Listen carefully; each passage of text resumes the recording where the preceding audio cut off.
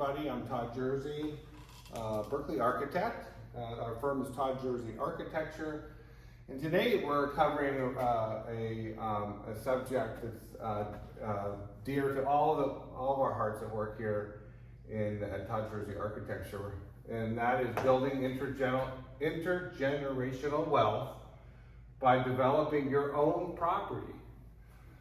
So what this says here is that new state and local laws and ordinance make this possible now, where it was not possible for many a decade. So what we're really talking about is a new era where the single family home zoning, where you can only build one single family home on a property, on a zoned property. You just build one home for one family. You could not have two families living in here. And that zoning causes a lot of suburban development, and it does not allow for more than one family, or doesn't allow for parents and children to come back and live at the same property. So the two legislative drivers that are allowing for the possibility, one is the state of California, and two are your local jurisdictions, and I'll talk more about that later. So by allowing for more residential units on your property, we're increasing the housing density, especially close to transit services, and this is really what the driver was for the state of California. Increase housing units in the state, and especially close to transit services. And by doing so, the state is decreasing infrastructure costs, decreasing suburban sprawl, helping to meet housing needs, and building community wealth. So we're now at this place where you can give the money that that would go to multinational investment firms and reduce family wealth. You can now pay yourself, build equity and intergenerational wealth. So how do you do that? Let's just look at where we're at now, or where we've been at before 2017 when some of these state laws came in. Is you own your single family residence, and you have an aging parent, and that aging parent needs potentially to go into they need assistance, they need support, they need to move into assisted living.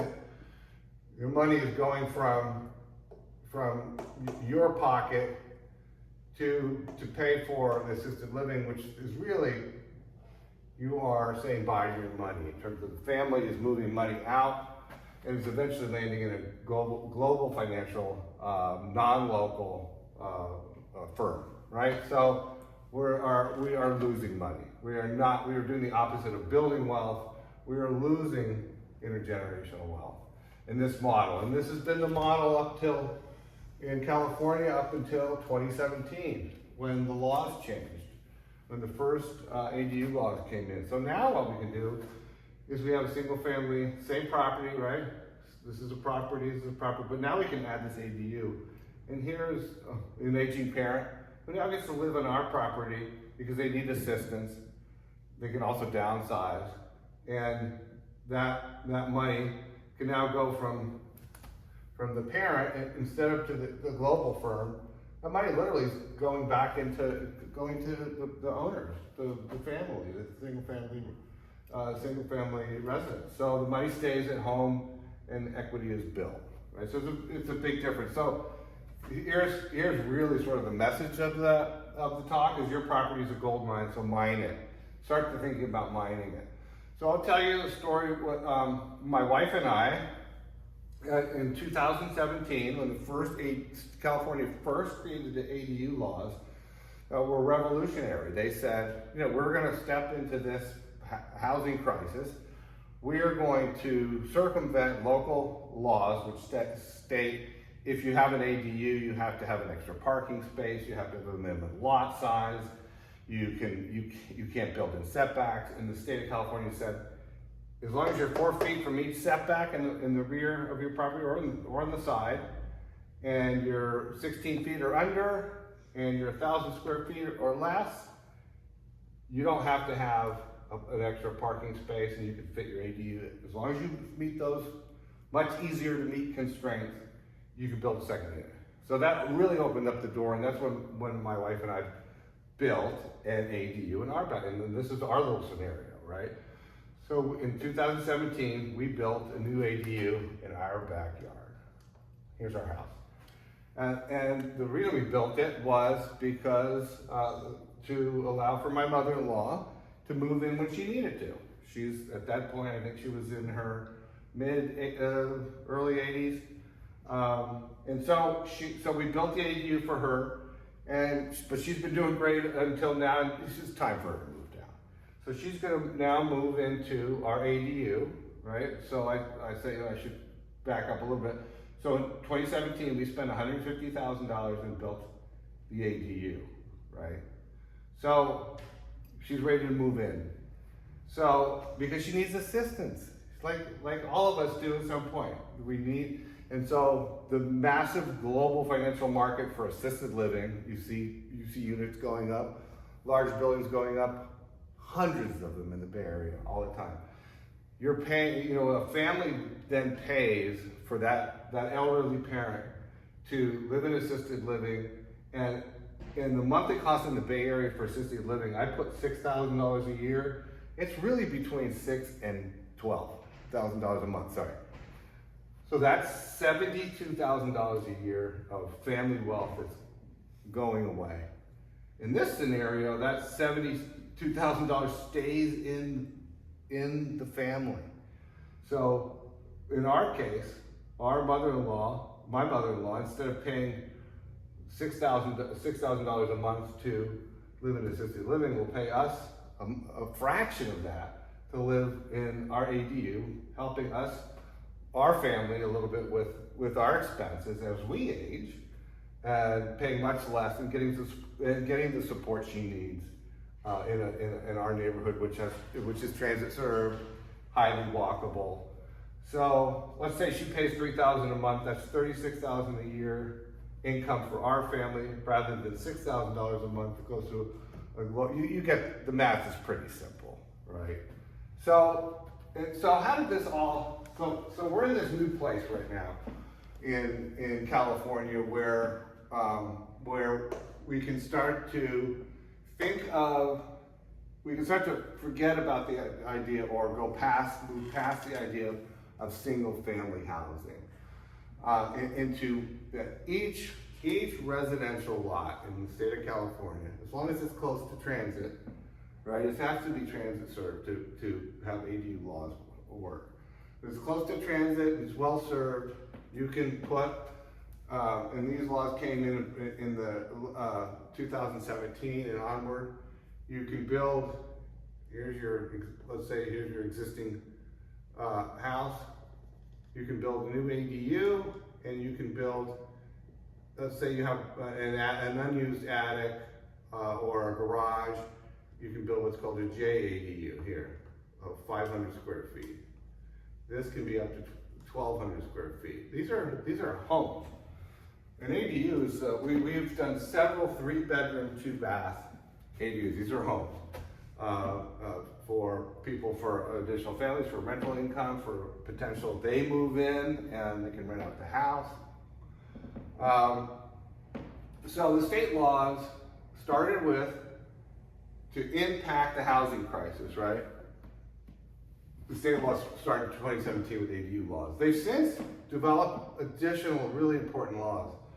And one is SB 9, Senate Bill 9, passed a few years ago, which allows you as a single family homeowner to split your lot into 2 lots, and then you can build 2 houses on each lot. A pretty significant law. It also allows if you have a single family lot, you can now just build a duplex.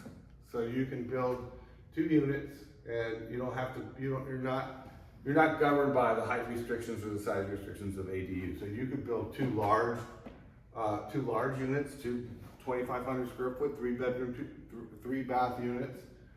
So SB 9 is really opening up a lot. Additional state laws include AB 2533, which is amnesty laws for unpermitted ADUs. So now's the time to legalize any additional,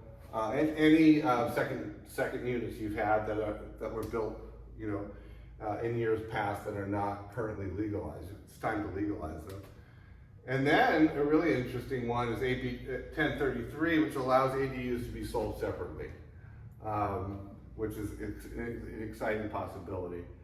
City of Berkeley, and check your local jurisdiction, because beyond and in addition to, remember these state law always takes precedence, but cities, counties are taking the initiative to even go beyond. For example, the state law says you can build up to a 16-foot height in your ADU, and the city of Berkeley allows ADUs to be 20 feet tall. So now, and a lot of us have been advocating for this for a long time, the 20-foot height really allows for two-story buildings. And that's a big deal. It's going to conserve your backyard. You're going to be able to, where you could build maybe 700 square feet in your backyard, now you can build 1,400 square feet. It's really a massive change. But the biggest change is just recent in the city of Berkeley, and the city of Berkeley has just passed a new, what they call middle housing ordinance, which allows property owners to build 5 to 7 units, not including ADUs, on any residentially zoned property of 5,000 square feet or more. That's about 50 by 100. It's actually a very common residential lot size. So typically, land were platted out 100 feet in this direction, here's the street, 50 feet in this direction. Sometimes they're cut into thirds. This 100 by 100 really is cut into thirds, but there's significant numbers of properties in Berkeley where you'll now be able to really build a multi-unit building. So this is kind of a flow diagram. This is your single family homeowner, and you build out, say, 5 to 7 units, and this is that you're collecting income from 10 to 20 individuals. So the door for wealth building for your property, remember, you own the land. You own the land. So the land is free. You're not paying for the land. So you now have the potential to be a developer. And that, of course, that's a complex thing to do, and that's why you need to talk to us, call me. Kim Gaffey, who works in our firm, she is the chair of the zoning board in Berkeley and also the design review committee in Berkeley. Our firm really knows knows the lay of the land in terms of both the state and the city, and we'd love to help you. Just give us a call. All initial consultations are free, and we'll help you sort of navigate through all these wonderful new opportunities, and we look forward to hearing from you. My phone number is, my cell is 510-334-3626. My email address, Todd@ToddJerseyArchitecture.com, and thanks for listening.